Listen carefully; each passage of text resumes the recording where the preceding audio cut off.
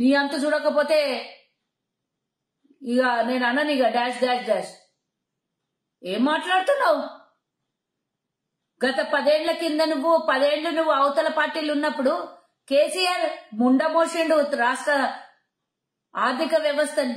అప్పుడు ఎందుకో మాట్లాడలేవు. ఇప్పుడు రేవంత్ రెడ్డి కుదిర్చి కుదిర్చి కుదిర్చి కుదిర్చి అన్ని వ్యవస్థల్ని సరిగ్గా చేయని పోతుంటే ఆయన మీద మాట్లాడతావు.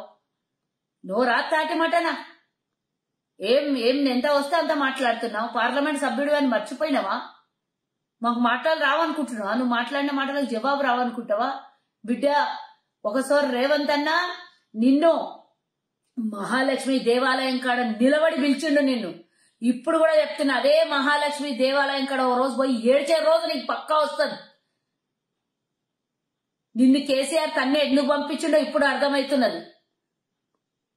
ఇక ఈరోజు అన్ని పంపించే రోజులు దగ్గర పడ్డాయి. లాస్ట్ కాడ అమ్మవారి మహాలక్ష్మి అమ్మ గుడి కాడ పోయి ఏడ్చే రోజులు దగ్గరకు వస్తాయి. అది గుర్తుంచుకో. ఇంకొకసారి ముఖ్యమంత్రి గారికి గాని లేకపోతే మా నాయకులకు గాని ప్రభుత్వం మీద గాని అడ్డమైన చట్టకూతలు కూస్తే నోటికి ప్లాస్టర్ వేసి లేదా నాలుక గుంజు కోసేస్తారని హెచ్చరిస్తున్నా. నువ్వు పెద్దోడివో చిన్నోడివో పదవుల పెద్దోడివో నాకు అనవసరం. మా ముఖ్యమంత్రి గారిని తిట్టినాక నువ్వు ఎంతోడివైనా మాకు అనవసరం. నోరు జాగ్రత్త పెట్టుకో, అదుపులో పెట్టుకో, కంట్రోల్లో పెట్టుకో.